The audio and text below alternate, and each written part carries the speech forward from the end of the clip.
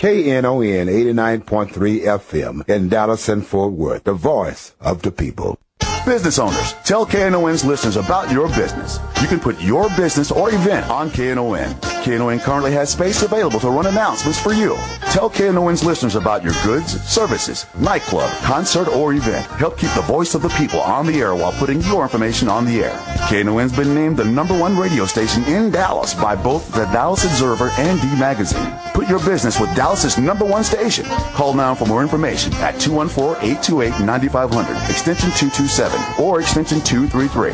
For more information, go to KNON.org and click on the Run Spots on KNON page. It's a great way for your business to support community radio while letting more people know about you. What a game! What a game! Jim Schutze here with Get Off My Lawn. I'm feeling resentful. I've just been listening to Gene Lantz and Bonnie Matthias bragging that they're the darkest hour on radio. And I feel that I can outdo them in that regard in some weeks. We'll see how we can do today. In that regard, I'm going to talk about our new school superintendent, Mike Miles, and DISD. We ought to be able to get really dark, down and dark about that. I hope my voice doesn't sound too funny. I've got this, whatever this stuff is, it's going around. Man, everybody's got it. It's a pain for me. It's a disaster for people who have underlying health conditions. I'm hearing anecdotally all kinds of things about Dallas hospitals being jammed and you can't even get in. People sitting in the ER for 24 hours. I hope somebody's working on a cure. That's a little above me. I'm not working on a cure. But I have been trying to think of a way I could blame this on the Republicans.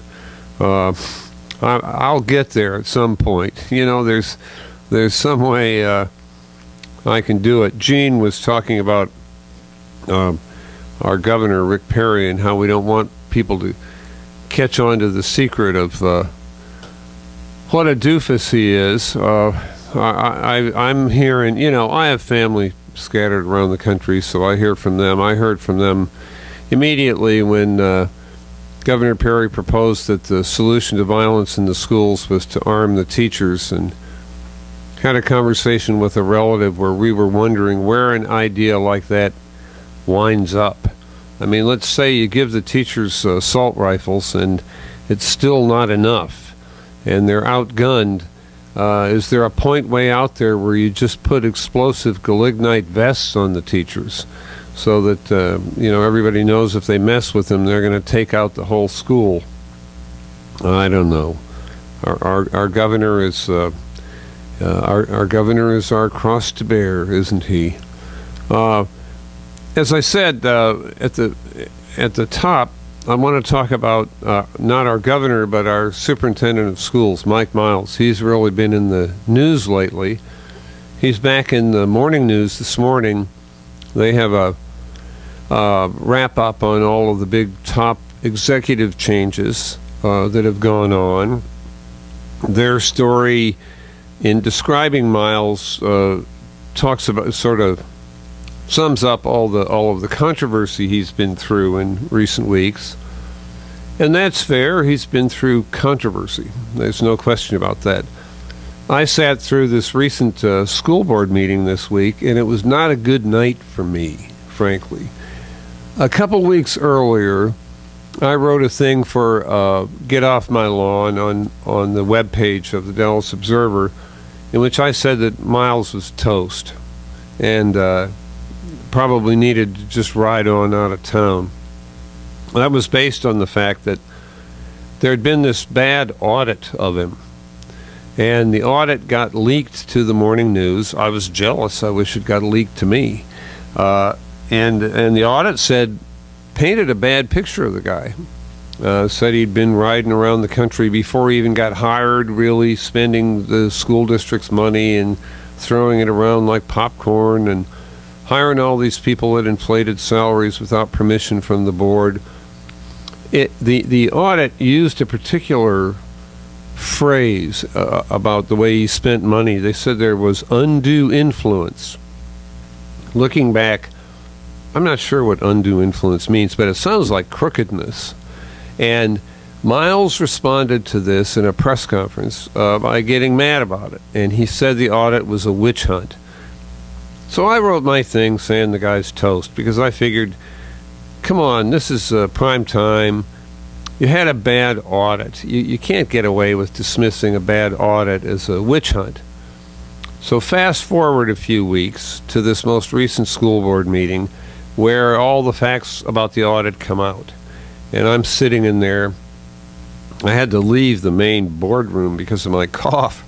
But I'm sitting in this annex room across the hall watching it on closed-circuit TV, and I watched the whole thing about the audit and what really happened. And when it's over, I'm walking to my car, and I think, darn, it was a witch hunt. It really was. I mean, should he have called it a witch hunt? I don't know. It was one. He was telling the truth about that. That was plain as day if you watched, if you sat there and watched the whole discussion. The thing on this audit is that when it was leaked, it was not a final audit. And it was missing some big important things. It's what's called a performance audit. Are you doing your job right audit? And with these audits, and I've seen a ton of them over the years, there's a very important step at the end. The auditor's taking a look at what the guy's doing and all his practices and so on, and the auditors come up with these issues, things the auditor thinks he's doing wrong. At that point in a performance audit, the auditor is always supposed to go to the guy, go to management, and say, I got this audit coming, and here are these issues, and this is your opportunity to respond to them. And then management writes formal responses to each issue, and those are incorporated in the final audit.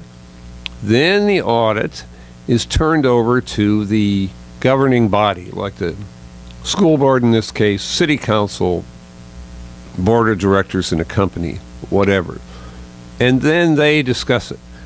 So this thing on Miles was never shown to management. He never had a chance to respond to it, which is just Bush League. I mean, that's just not even done. So he never saw it. It was never given to the board. It was never presented to the board. It was leaked straight to the morning news. The way it came about was rinky-dink and not proper. It was this audit. This is an audit of the CEO, okay, the most important guy in the organization. An audit like that doesn't happen unless it's authorized by the audit committee of the board. And usually an audit of the CEO would still have to go to the full board, and the full board would vote, yes, okay, we want this audit done. Because it's a special audit, it's not a scheduled audit. Anyway, none of that happened.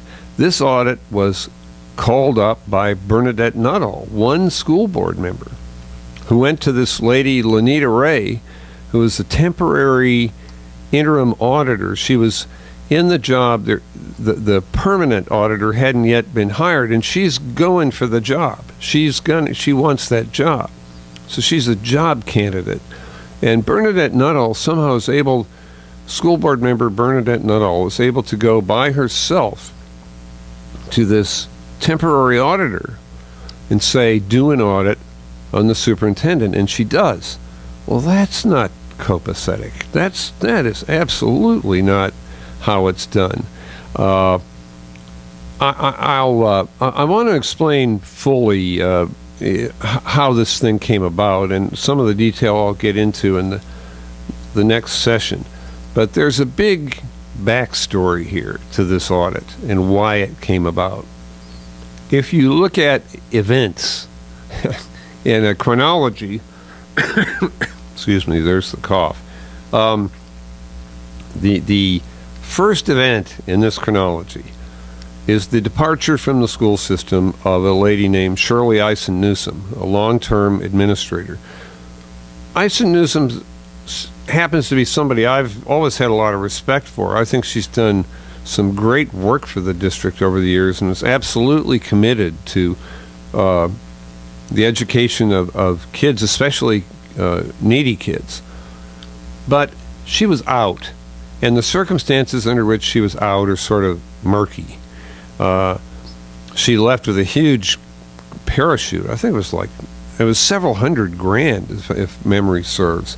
So she wasn't out in the cold and the snow. She was out with a great big purse full of money. But she was out. And her departure was real messy. She resigned, she unresigned, she re-resigned, so there was something going on there. Ison Newsom is very closely allied with Dallas County Commissioner John Wiley Price. Has been over the years. They've worked together. Price has a long-standing interest in the schools and in education, and they've worked together on that stuff.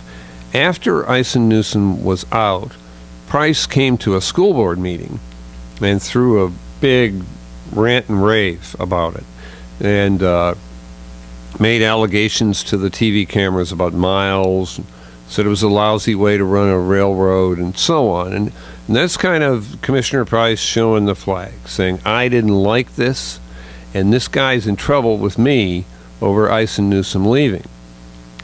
In that same time frame, Nuttall, who's also very closely allied with Commissioner Price, when she was first elected to the school board several years ago, she asked Commissioner Price to administer her oath of office, and she talked about how much admiration she'd had for him over the years and so on. So Price shows up at the school board meeting, says Miles is running the railroad the wrong way, and Ison Newsom shouldn't have had to leave, and so on. Right in that same time frame, Nuttall goes to the auditor and says, I think we need to do a special audit of Mike Miles. So the auditor does. Now, what was in the audit? As the audit was first reported, this draft report, this half-completed report that was reported in the morning news, it looked terrible. He hired all these people before he was hired. He wasn't even working for the district, and he's out spending our money, and that's not what he had no authorization from the board, and there was undue influence, whatever that means, and so on. Okay, when you boil it all down, what came out at the school board meeting was that was all untrue. He was absolutely hired by the board. And school board president Lou Blackburn said explicitly in the meeting, look, we hired the guy. We had a meeting. We told him to go hire these people. He was doing what we told him to do. And these violations, these improprieties that are in the audit, oh man, you talk about Bush League, little just nitpick stuff like DISD executives who failed to clock in and out on the time clock properly. I don't even get, they timed in and out on the time clock somehow, but they didn't use the time clock right. And other stuff like that. There was one of the candidates who was hired who faked her expenses for moving. And so she had, I mean, you know, as soon as Miles found out about that, she was gone. She left. So she had done something bad. She'd faked her expenses, and that's not good. But it's also, you know, you hire that many people. I mean, that's the thing. If you go over any organization with a fine-tooth comb and a microscope, you can comb out some little stuff like this. If it had just been this little stuff, it wouldn't have been a story. We get better stories than that every day from the water department. I mean, nobody would have noticed. It was only a story because of this characterization, undue influence, and some other things that were said that made it look like Miles was some kind of crook. Well, in the final version of the thing that came out at the school board meeting, that was all gone. There was no mention of that. In fact, there were several points in the meeting where different members of the school board said, let's be clear that we found nothing illegal. We found no violations of policy. All we found was nitpick stuff. And Miles said that himself. Miles has been on a big since this all happened, a big apology tour for it. And I'll get into that in the next session. I forgot to mention, I want to hear from you about it. I'm at 972-647-1893. It's 972-647-1893. We've already got Tony on, too. We got time to do that? Great. Tony, what's up? How you doing? Good. How are you? All right. Now, with Mike Miles. Right. I think part of the resistance is that, you know, a lot of these people come in as reformers right. of a system. Right. And the one thing they always forget about is the politics. Every last one of them. Right. That's a good point. Michelle Reed of D.C. did the same thing. Mm-hmm. She came in, said she had a plan, and she did what she had to do. And there's politics, right? Yeah, and they always forget about politics. It's almost like, I don't have to worry about that. And politics is there. It's part of the landscape, right? Exactly. Exactly. And Mike Miles, when they were trying to cut a contract that wasn't even working for DISD, because someone from North Dallas, you know, it was his little contract for us and whatever it was, he made a phone call to one of the city councilmen. No, I mean, not city councilmen. Board members. Board members. Yeah. They kept that. Now, my thing is this. You're a reformer.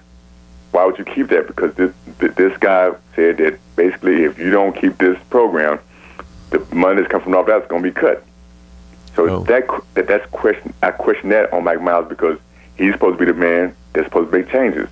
But when the money stopped, when the money issues stopped, all of a sudden he froze on that. Number two. You know this ground better than I do because I vaguely remember that thing you're talking about. I had just forgotten that. But please go ahead. Well, you know, and that's just one issue. The lady he came from Colorado.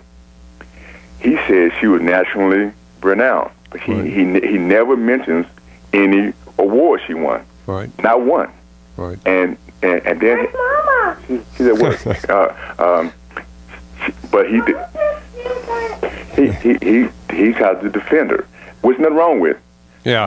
Now the thing is this: she come from $80,000 from where she come from, right, to come here and get $180,000. Right. Now he never defended. Okay, she has won this award. She's done these things, but then he bring up this false straw man where if he was 50 years old with 20 years experience. Right. And I think you're exactly, and I'm going to get to these things in the next session, but you're exactly right. This stuff all did happen, and these are legitimate issues. Are we close to our break? Tony, thanks. I got to go to this break. Thank you, sir. We're going to take a break and then come back to this. We're talking about Mike Miles. Excuse me, I'm going to cough.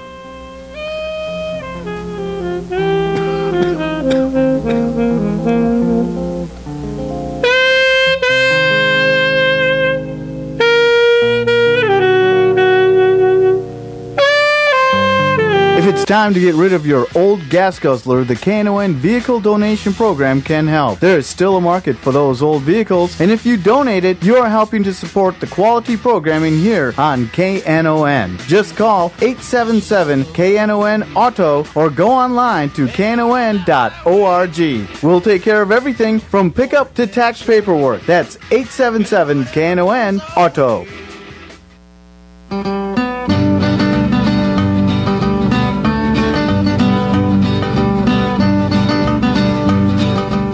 I'm Ranger Rita. And I'm Action Annie. And I'm Rockin' Robin. And we're here to tell you that the Magic Time Warp Show has moved to Monday morning, 7 to 9 a.m. on KNON. Tune in every Monday morning, 7 a.m. for the best 50s music you've ever heard.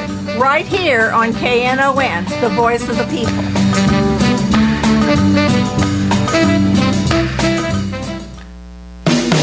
Want to hear some great Texas blues?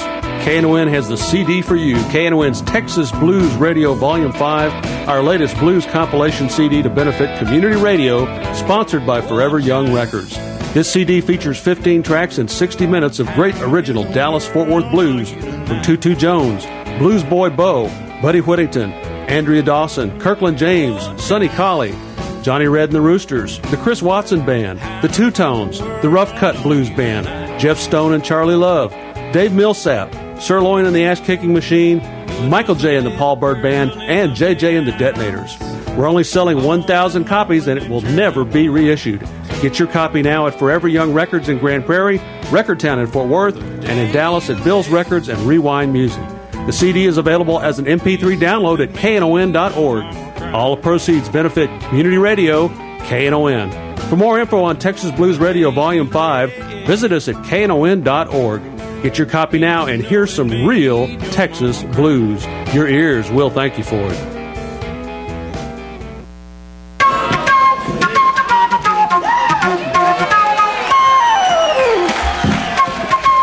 Jim Schutze back with Get Off My Lawn. We've been talking about Mike Miles, our school superintendent, and I should have said more often in the first session that I want to hear from you too at 972-647-1893. 972-647-1893. We had a good call from Tony who pointed up a bunch of these issues that are legitimate. I get about Miles and about his hiring and his salary levels and so on. But let me take a detour here. First of all, what's the going rate for these people in education in the country today? What do you have to pay to get them to come to Dallas? I don't know. I don't know that. I'd like, before we all decide that he's paying too much money, wow, I'd like to see some context for how it works nationally, and I haven't done that work myself. I haven't seen it in the morning news. I don't know. But there's another whole focus here. And I was talking to Bonnie Mathias about this a little bit from Workers Beat during the break. What's the bigger picture with public education? Since 2007, the Children's Defense Fund has been doing a national campaign of research and activism around what it calls the cradle to prison pipeline. And what does that mean? Well, it means that 1 in 3 African American boys born in this country is going to prison. You could go to the hospital, to the maternity ward, and walk down that line of cradles with a rubber stamp and put prison on the foreheads of every third black baby, because that's where he's going. It's 1 in 6 Hispanic kids. Texas Appleseed has done work on these same issues. They call it the school-to-prison pipeline. In Texas, they've looked at a number of school districts. They've looked in particular at Dallas. And the numbers for Dallas are terrible, terrible. I'll come back to him in a second. Let me see. We've got Lee here on 4. Lee, what's up this morning?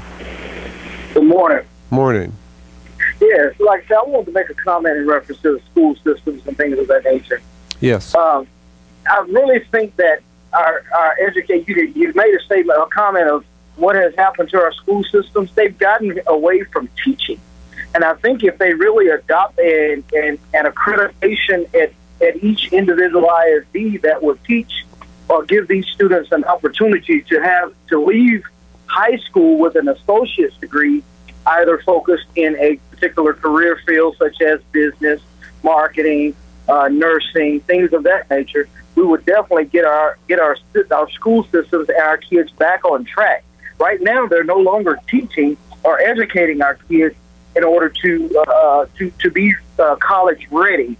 So in order for us to change that, we need our teachers to come back into our educational school systems and teach them the art of doing business in today's world. Well, Lee, let me go right to your point, because you bring up a good point, and I thank you for calling. I want to go right to that point. Lee talks about the importance of teaching in the schools, and he's right on the money. I just gave you these horrific numbers about the tens of thousands of kids, especially poor kids, especially black kids and Hispanic kids, who don't just, it's not that they get out of high school and have a hard time. They get out of high school and go to prison. And the numbers are right there. And it's an atrocity that we have this going on in our city. And Lee said it's about teaching. He's exactly right. This evidence has been gathered from all over the country for decades. And this is a thing we know. Those kids are going from school to prison in large part because they are going from kindergarten to third grade, and they're coming out of third grade unable to read and unable to write. Nobody teaches reading and writing after third grade. If you can't read and write by the end of third grade, you're toast. You sit there for the rest of your school career in prison. You don't know what's going on because you can't read and write.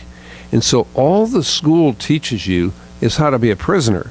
And by the time they're done with you, you're good at it. And you go up to the professional ranks. You go to the real prison. What we know, and this evidence has been in hand since George W. Bush was governor, and he had people working on this issue and gathering up research from all over the country. You can teach all those kids to read and write by the end of third grade. It does not matter if they come from the projects. It does not matter if their parents are not involved. It does not matter where they come from. You can teach them to read and write by the end of third grade, and it doesn't cost new money. The ways to do it are known. They're there. It involves a lot of rote learning to catch them up on the stuff they don't have because they didn't come from middle-class backgrounds. It involves some discipline because you got to make them pay attention. It involves knowing how to do the discipline because a lot of these kids come from a culture that's really resents authority and discipline in the first place. You got to know how to work around that, but it can be done. All of this could be turned around. These kids can be taken out of that school to prison pipeline just through exactly what Lee said, teaching them to read, teaching them to write, teaching them to do numbers. And the fact that, okay, two things. We know from Children's Defense Fund, Appleseed, we know that these tens of thousands of kids are doomed under the present system. They're doomed. Second thing we know is that they don't have to be doomed. We could teach them to read and write and open up the book for them, open up life for them. We're talking about babies. I'm in the sense that let's go back to the maternity ward. We're going down that line of cribs of brand new babies. Those are all potential truck drivers, cops, professors, poets, CEOs, teachers, sons-in-law, daughters-in-law. Those are all potential productive, happy members of our human family. And under the current system, 1 in 3 of those babies gets prison stamped on his forehead. If it's a black male child, it's going to prison. I don't want to. We could talk forever about why that is. Who cares why it is? It is, and how. And it's terrible. Some people will say, "Oh, well, you have to attack the root causes. You have to end poverty." Yeah, right? How? How long is that going to take? You have to recognize that these kids come from an oppositional culture. Okay, they come from... Tell me how to fix that. What you're doing when you set up those answers is you're setting up solutions that cannot be achieved. And meanwhile, every hour you waste, more of those babies are straight into the prison pipeline. So we know a way, a shortcut, to fix it all. Teach them to read. It can be done.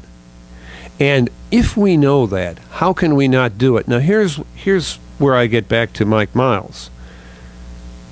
And I'm not, look, this isn't a pro Mike Miles thing. He's new. We got to wait. We got to see how he works out. But Mike Miles has got his eye on that ball. That is what he's talking about.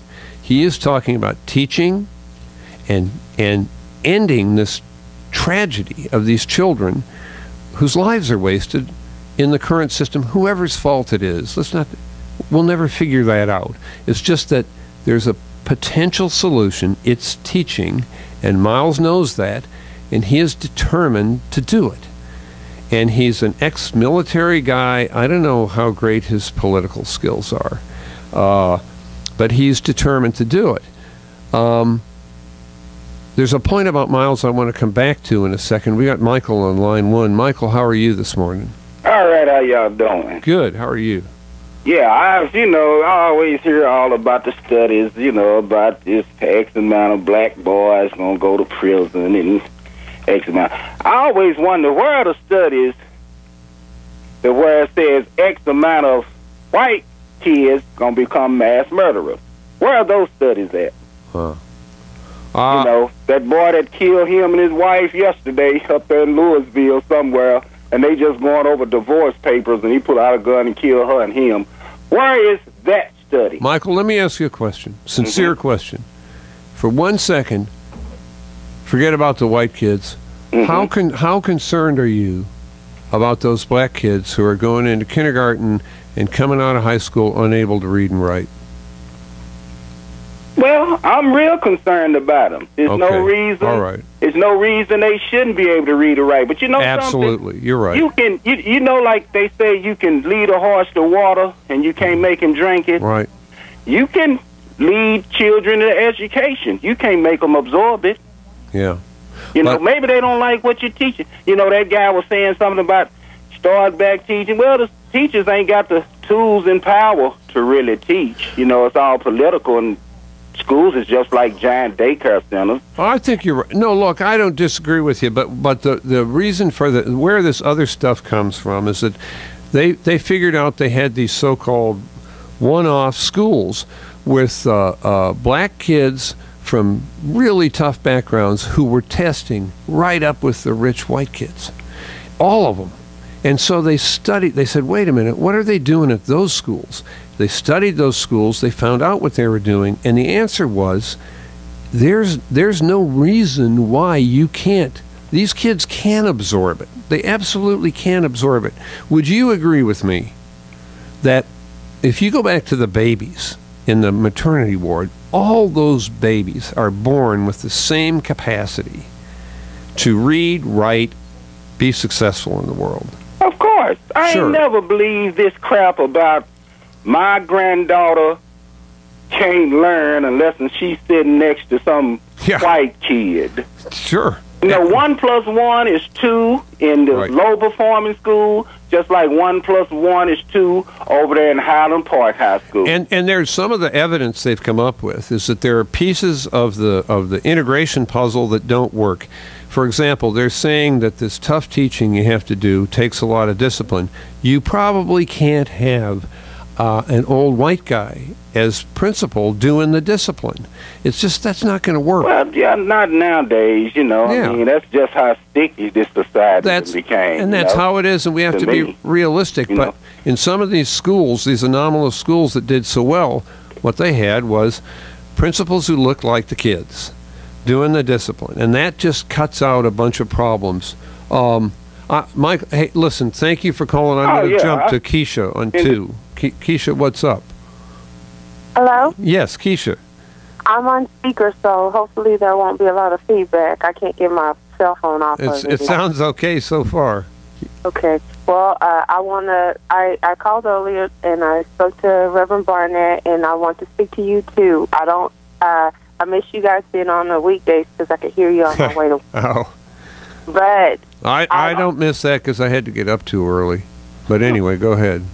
But I want to thank you. I actually own a house across from UNT, and thank you for exposing a lot of that, what was going on about with the land. Yeah.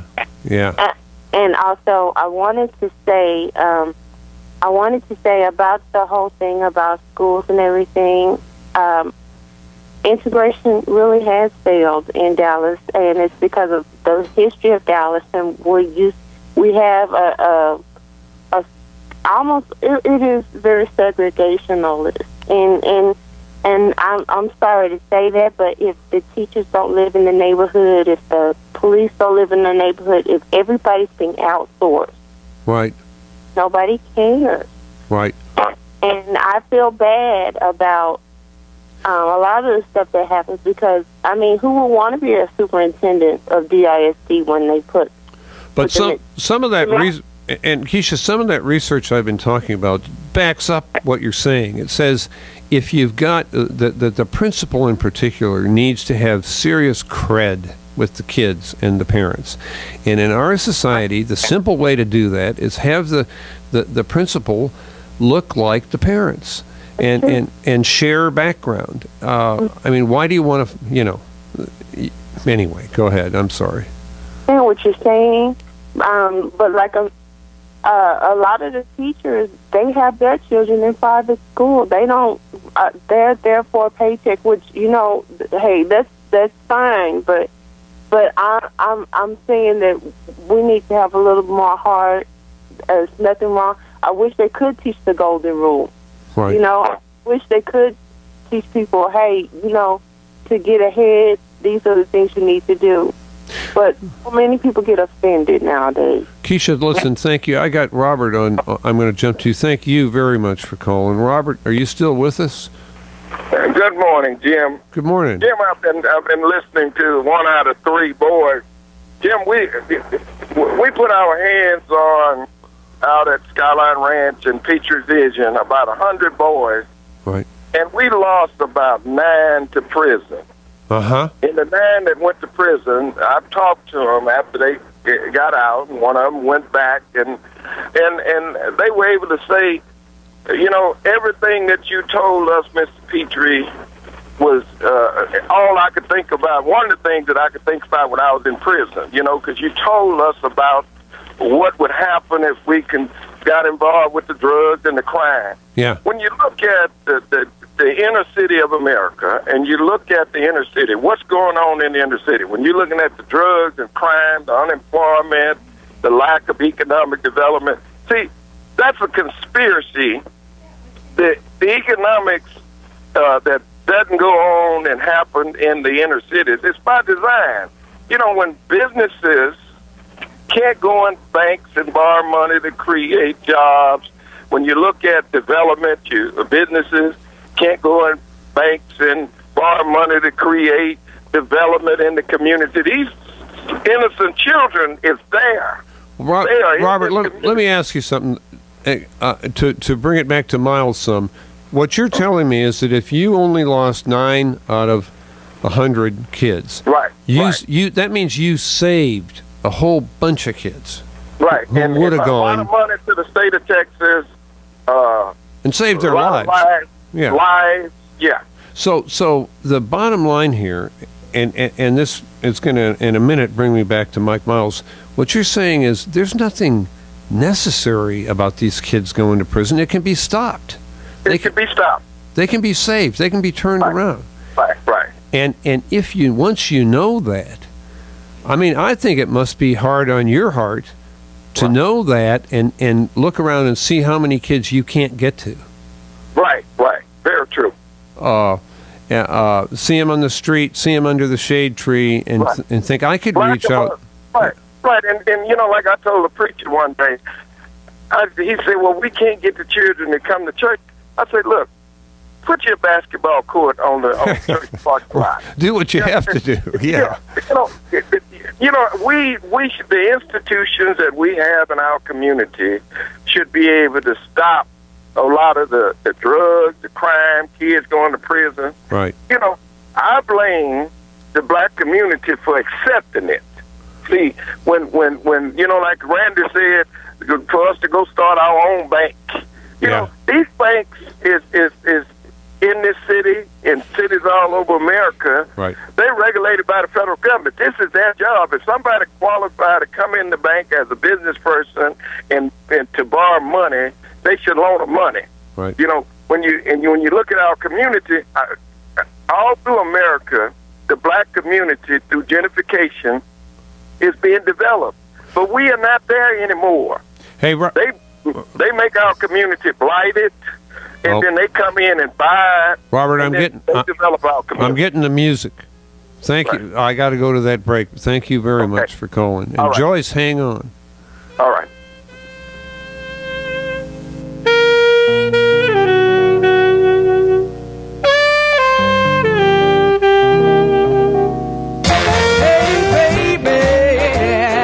Sonny Bryan's Catering presents the 14th annual KNON Blues Festival on Saturday, January 26th and Sunday, January 27th at Poor David's Pub. Join us for the biggest blues event of the year, starring the Royal Rhythmaires, Bobby Patterson, Blues Boy Bo, the Aaron Burton Band, Andrew Jr. Boy Jones featuring Carrie LaPie, Pete Barbeck and Seventh Son, Bonafide Blues, the Deep Ellum Rhythm Kings, the Dallas Blues All-Stars featuring Hash Brown and Mike Morgan, the KNON Blues Review with J-Back, Sonny Boy Mark, Blue Lisa, and Jeff Stone, Big Charles Young, the Drew Lane Band with special guest Sir Loin, and the Super Kings. This is the big one.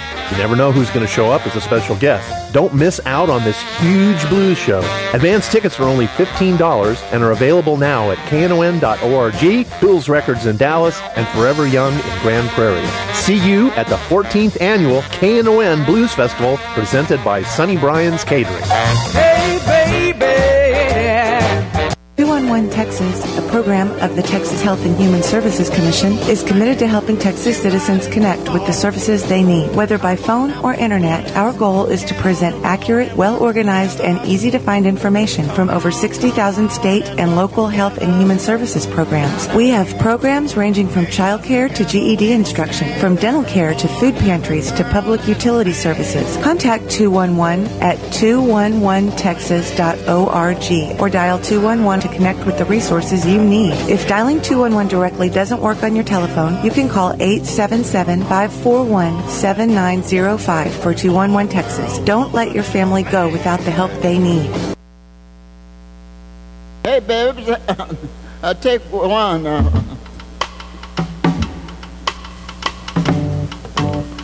Jim Schutze back with Get Off My Lawn. I'm in for a whipping here in a second. I got Joyce on line 4, and it's not going to be good for me.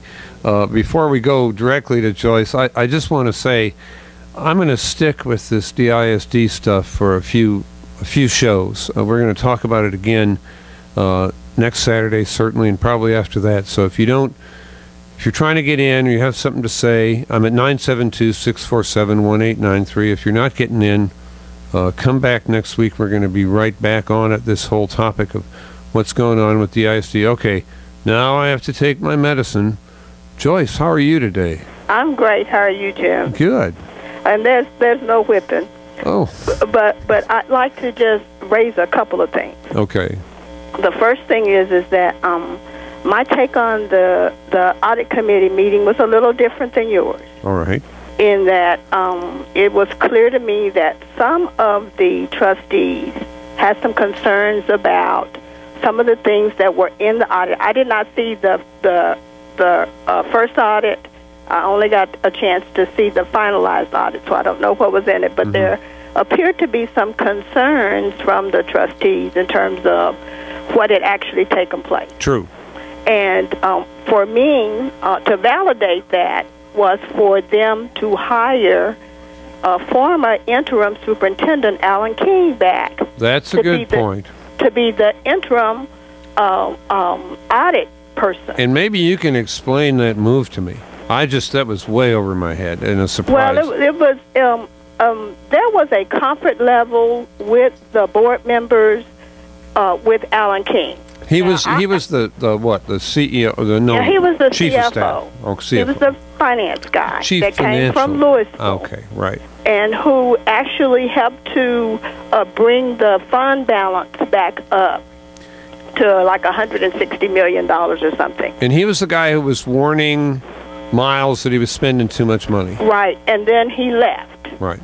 And so for them to bring him back and put him over the audit committee. And then the other thing is that what the board is trying to do now is move the audit committee from under the superintendent. They hired the auditor, but the employees are under the superintendent. Right. And so now they're trying to get autonomy for the whole audit department. So that sends a strong signal to me as an individual. If I may, Joyce, I thank you for calling. I got somebody else, but I'm going to say goodbye, but I'm going to go back over these points. Well, and I do hope that the next time that we can address African American children and Superintendent Miles' refusal to have a specific program to look at educating them similar to a bilingual program. Okay. And thank you for taking my call. And Joyce is making two very valid points. The school board didn't give Superintendent Miles a great big... they didn't crown him and say, okay, you're golden. And in fact, they did two things that expressed some desire for greater control over him. The guy Joyce brought up, Alan King, he was the financial guy before who was telling Miles, oh, you're spending too much money, you're playing too fast and loose with the rules. All of a sudden, King was gone, and he's never told anybody why. Nobody's ever explained. I would have guessed that his being gone had something to do with Miles. So in the school board meeting I was talking about, after they accepted the new audit, and they said, okay, Miles, you didn't break the law, you're copacetic. However, they surprised everybody and nobody even, I thought King had disappeared like to Australia or something, but all of a sudden they hired him back as the new auditor. Joyce is absolutely right about that, which is kind of like, Miles, you're okay, but we're bringing the watchdog back, and the watchdog's going to watch you. And they did this other thing where the structure at DISD was messed up. They had the audit staff, they have a great big department full of people who work on this stuff. They were under the superintendent. That doesn't make any sense. It's supposed to be independent. The auditors are the watchdogs who watch the superintendent. You can't have them dependent on the superintendent for their jobs. Anyway, they're changing that to make that independent of the superintendent. So Joyce is right that the jury's out still on Miles, and while the school board kind of backed him up on the audit, they've set up a much tougher watchdog system. I think we have Gabriel on line 2. Gabriel, are you still there? Yes, sir, I am. Sir, what's up today? Oh, I have something I wanted to mention about the 1 out of 3 statistic for African American men and 1 out of 6 for Hispanic. Right. And I know there was a concern with at least the urban superintendent. He stated that the young African American men and Hispanic men are not graduating from high school. Right. He was concerned because we're losing them. Mm-hmm. I'm young myself, but what I've noticed since I've been in Texas is that there are a lot of different places. I didn't hear it. Bumped on your last thing you said. Would you repeat that? I didn't hear what you said. There are a lot of people from a lot of different places. Yes. And they come to bigger cities because there are better opportunities, and that's very understandable. Sure. But I know one issue with me, and that may be an issue with a lot of other people here. And I look at, a lot of Hispanic young men since I've been here, and, people make them feel like, or us rather, some of us, that we don't deserve to be here. I'm sure you've maybe even been in a position like that, where you work just as hard, you're just as qualified, you're just as smart, you carry yourself with integrity, you have a certain character about yourself, but certain people make you feel like you don't deserve. Right. And I heard you mention the integration, and we can go back into, the first Little Rock 9. They were very well educated, but look what they had to go through just to get their education. Right. So in such a sense, it could be discouraging, which makes them go to the places where they're easily accepted, where they're welcome, and those may not always be the best options or the better options, but, right. That's where they may feel comfortable. That's where people are welcoming them. Sure. Absolutely. And all those things are very important factors. And think of little kids. If you got kids kindergarten through 4th grade, and what if you're making them feel that way? How are you going to teach them? Exactly. They can't feel like the school is a place that doesn't respect them. Listen, Gabriel, thanks for calling. I'm going to jump to J.D. on line 3. J.D., what's up this morning? I'm discussing with you your racist attitude toward education. Go ahead, please. I mean, to have educators that have to look like the students to have street cred in order to educate them is the cause of all this. Okay, tell me how. Tell me how it's the cause. Okay, well, you say all the white kids have a better education than the inner city kids. Why wouldn't you recruit teachers from those white kids' schools into the inner city to help those kids? What chance? Be realistic with me. Be realistic with me. What chance does a white lady from Frisco wagging her finger have with a bunch of little black kids from Okay, well, the you projects? say wag your finger automatically assumes that she's got ill will toward those students. Now, first of all, if those students were taught at home, you go to school, you respect your white teacher and listen to her. They're not taught that. They are not taught that. They come to school. They come to. It's what? That's whose fault then? Why? But they're children. Why do you want to talk about fault? How are you going to fix it? I'm not talking about fault. I'm talking. No, you said whose fault is it? Who cares? Who cares whose fault it is? How are you going to fix it? You put them in a cage. You're saying, okay, all you can have are these teachers, which probably came from inner city education, got a multiple choice education at a college. So they'll be bad teachers. If they get the black teachers, they'll be bad teachers. Did I say that? Yeah, you did. No, you got to live with the consequences of your words, sir. But that's what you said, and you're afraid to live up to the consequences of your words. I assume they're the best teachers in the world, and then the schools in DISD are. Yeah. We can scream about this all day long. I don't feel like it. I go back, and I'm going to wrap up with this. Let's go back to the maternity ward. Let's go back to those babies in line. Robert said it was up to the black community to do something about it. I get that. I understand that. Of course, we all have responsibility for our own communities. But go back to the babies. Those babies aren't even black yet. They're not Hispanic yet. There are no white babies yet. They're just babies. We haven't told them what they are yet. They're just little Martians who landed on this new planet, waiting for their instructions. We'll tell them soon. We'll tell them, oh, you're a white kid. This is how it is for you. You're a black kid. This is how it is for you. You're a Hispanic kid. This is your history. This is how the world's set up for you. We'll tell them. We'll give them their instructions and their labels. And then with those labels, the one that says black, the one that says Hispanic, 1 out of 3 of the black ones will say, by the way, you're going to prison. And 1 out of 6 for the Hispanic males. You're going to prison too. You'll be in school. You'll be locked up. You won't learn how to read or write. You won't know what's going on. You'll be a prisoner through your childhood, and then you'll be a prisoner off and on through your adulthood. And that's what we're doing with those babies. And that responsibility is not a black responsibility, is it? Or a Hispanic responsibility, or a white? Isn't that a human responsibility? That these are babies. Why don't we all want these babies to be the fullest, most wonderful, most fully realized human beings they can be? Wouldn't that be better? And why do we care what we have to do to get there? So you need, at a certain point, if you got a bunch of kids from the projects, if it'll work, and you got to have tough discipline and do a bunch of rote learning, if it'll work better to have a black principal, why not? I'm not saying that there isn't a white principal out there who could do it.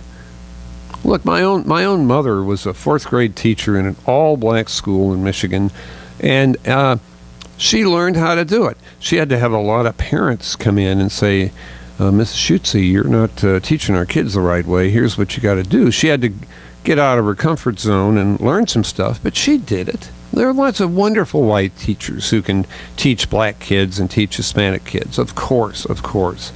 I probably owe the last caller an apology in that if he heard me saying that we have to have a strictly racial system of assigning jobs, he's right.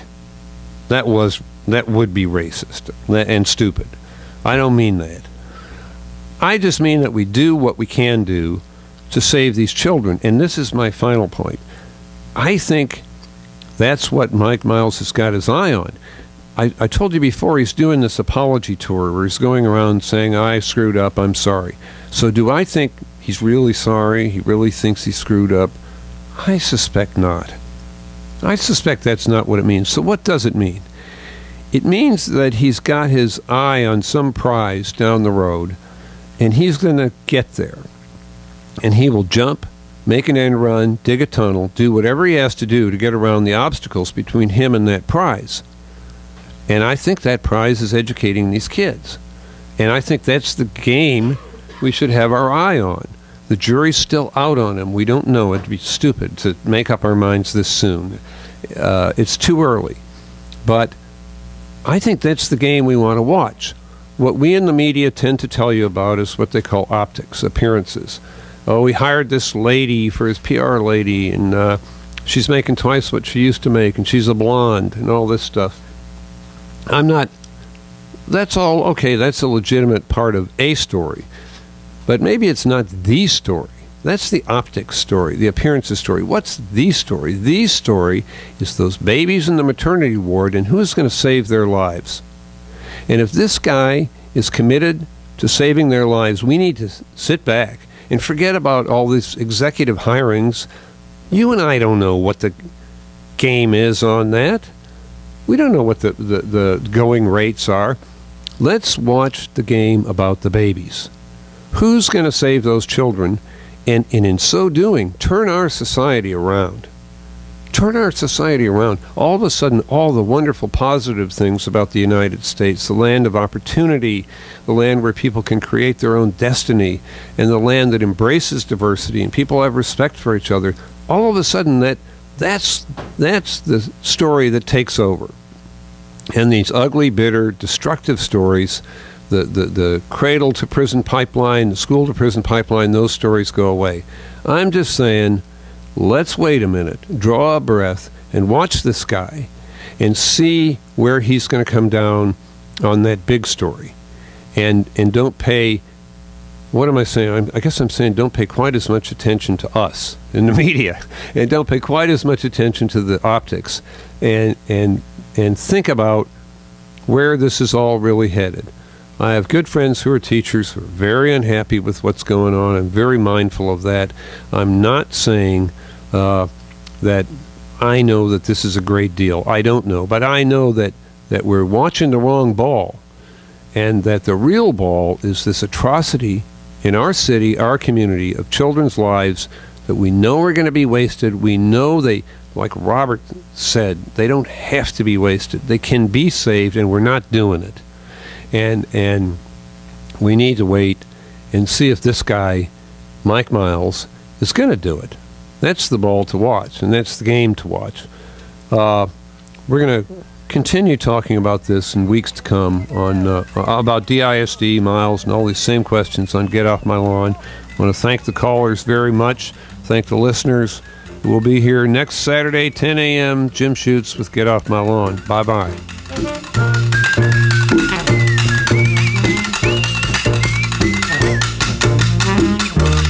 KNON 89.3 FM in Dallas and Fort Worth, the voice of the people. Business owners, tell KNON's listeners about your business. You can put your business or event on KNON. KNON currently has space available to run announcements for you. Tell KNON's listeners about your goods, services, nightclub, concert, or event. Help keep the voice of the people on the air while putting your information on the air. KNON's been named the #1 radio station in Dallas by both the Dallas Observer and D Magazine. Put your business with Dallas's #1 station. Call now for more information at 214-828-9500, extension 227, or extension 233. For more information, go to KNON.org and click on the Run Spots on KNON page. It's a great way for your business to support community radio while letting more people know about you.